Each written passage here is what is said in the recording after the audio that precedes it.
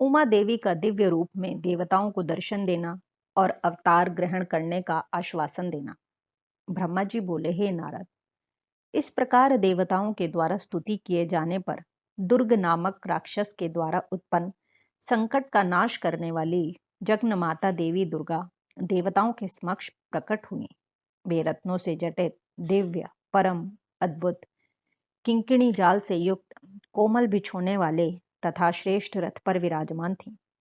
करोड़ों सूर्यों से भी अधिक प्रभायुक्त, रम्य अंगों से भासित, अपनी तेजो राशि के बीच विराजमान, सुंदर रूप वाली, अनुपम छवि से संपन्न, अतुलनीय, महामाया, सदाशिव के साथ विलास करने वाली, त्रिगुणात्मिका, गुणों से रहित, नित्या, शिवलोक में निवास करने वाली, त्रिदेव जननी, चंडी, शिवा, सभी कष्टों का नाश करने वाली, सबकी माता, महानिद्रा, सभी स्वजनों भक्तों को मोक्ष प्रदान करने वाली, उन भगवती शिवा को तेजो राशि की प्रभा के रूप में देवताओं ने देखा।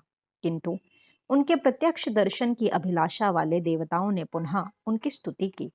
इसके बाद भगवती के दर्शन की अभिलाषा देवगण उन जगदम्बा की कृपा प्राप्त करके ही उनका प्रत्यक्ष दर्शन कर सके। देवी के दर्शन से सभी देवगणों को महान आनंद प्राप्त हुआ। उन्होंने बार बार उनको प्रणाम किया और वे विशेष रूप से उनकी स्तुति करने लगे। देवता बोले, हे शिवे, हे शर्वाणी, हे कल्याणी, हे जगदम्ब, हे महेश्वरी, हम सभी देवता सबके दुखों का नाश करने वाली आपको सदा प्रणाम करते हैं। हे देवेशी, वेद एवं शास्त्र भी आपको पूर्ण रूप से नहीं जानते हैं। हे शिवे, आपका ध्यान एवं महिमा वाणी एवं मन से अगोचर है। श्रुति भी चकित होकर सदा अतद व्यावृत्ति से नेति नेति कहते हुए आपका वर्णन करती है। तो फिर दूसरों की बात ही क्या है। हे शिवे, भक्ति से आपकी कृपा प्राप्त करके बहुत से भक्त आपकी महिमा को जानते हैं। आपके शरणागत भक्तों को कहीं भी भय आदि नहीं होता। हे अंबिके, हम सब आपके दास हैं, अतः अब आप प्रेम युक्त होकर हमारी प्रार्थना सुने। हे देवी, हम लोग आपकी महिमा का थोड़ा सा वर्णन करते हैं। आप पहले दक्ष की पुत्री होकर शिवजी की प्रिया बनी थीं। आपने उस समय ब्रह्मा तथा अन्य लोगों के महान दुख को दूर किया था।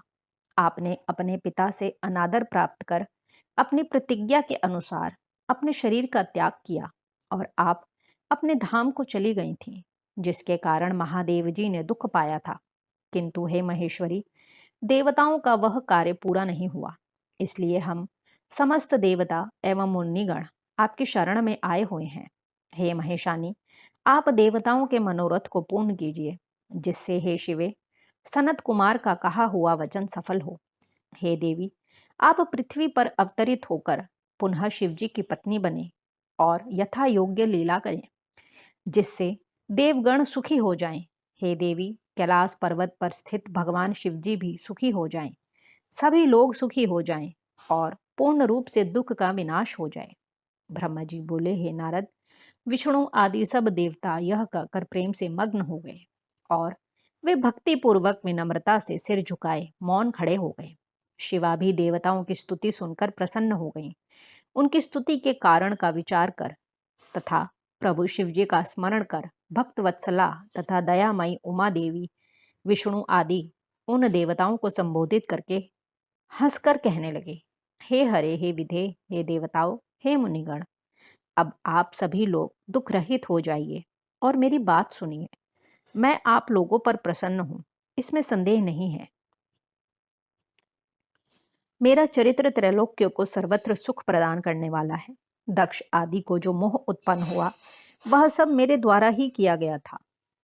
मैं पृथ्वी पर पूर्ण अवतार ग्रहण करूंगी, इसमें संदेह नहीं है। इसमें बहुत से हेतु हैं, उन्हें मैं आदर पूर्वक कह रही हूँ। हे देवताओं, पूर्व समय में हिमाचल और मेना ने बड़े भक्तिभाव से मुझ सती शरीर धारिणी की माता पिता के समान सेवा की थी।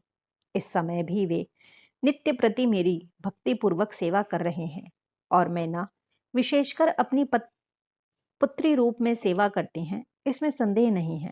अतः रुद्र तथा आप लोग अपने अपने धाम को जाएं। मैं हिमालय के घर अवतार लूंगी इससे सभी लोगों का दुख दूर हो जाएगा। आप सब लोग अपने अपने घर जाएं और चिरकाल तक सुखी रहें। मैं मीना की पुत्री के रूप में अवतार लेकर सभी को सुख प्रदान करूंगी। यह मेरा अत्यंत गुप्त मत है कि मैं शिवजी की पत्नी बनूंगी।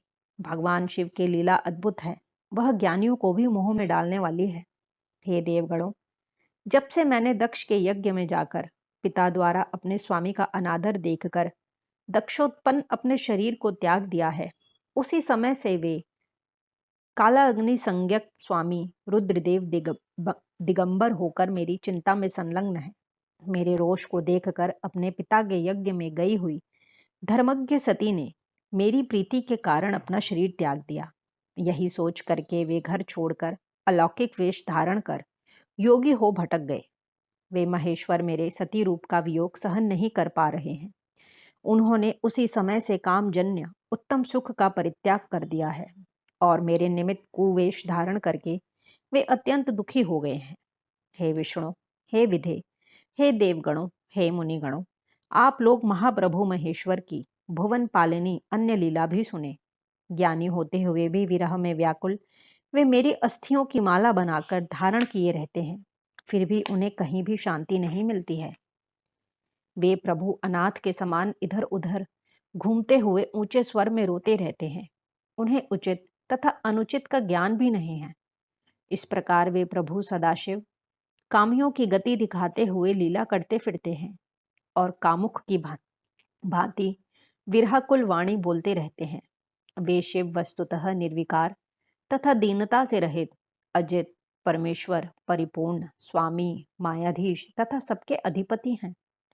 वे तो लोकानुसरण कर ही लीला करते हैं, अन्यथा उन्हें मोह तथा काम से प्रयोजन ही क्या है।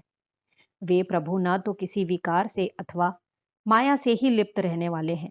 वे सर्वव्यापी रुद्र मेरे साथ विवाह करने की प्रबल इच्छा रखते हैं। अतः हे देवगणों, मैं पृथ्वी पर मीना हिमाचल के घर में अवतार ग्रहण करूंगी। मैं रुद्र के संतोष के लिए लौकिक गति का आश्रय लेकर हिमालय पत्नी मीना में अवतार ग्रहण करूंगी। कठोर तपस्या करके रुद्र की भक्त तथा प्रिया होकर मैं देवताओं का कार्य करूंगी। यह सत्य है, इसमें संदेह नहीं है। आप सभी लोग अपने घर जाइए और रुद्र का भजन कीजिए। उन्हीं की कृपा से समस्त दुख दूर हो जाएगा, इसमें संदेह नहीं है। उन कृपालु की कृपा से सर्वदा मंगल ही होगा और मैं उनकी प्रिया होने के कारण त्रिलोक में वंदनीय तथा पूजनीय हो जाऊंगी। ब्रह्मा जी बोले, हे तात, इस प्रकार कहकर वे जगदम्बा देवताओं के देखते देखते अंतर्धान हो गईं और शीघ्रता से अपने लोक को चली गईं। तदनंतर विष्णु आदि समस्त देवता और मुनिगण अत्यंत प्रसन्न होकर उस दिशा में प्रणाम कर अपने अपने स्थान को चले गए। हे मुनीश्वर, इस प्रकार मैंने दुर्गा के उत्तम चरित्र का आपसे वर्णन किया, जो सर्वदा मनुष्यों को सुख, भोग तथा मोक्ष देने वाला है। जो एकाग्र होकर इस चरित्र को नित्य सुनता अथवा सुनाता है, पढ़ता अथवा पढ़ाता है, वह सभी कामनाओं को प्राप्त कर लेता है। इस प्रकार श्री शिव महापुराण के अंतर्गत द्वितीय रुद्र संहिता के तृतीय पार्वती खंड में देव सांत्वन वर्णन नामक चौथा अध्याय पूर्ण हुआ।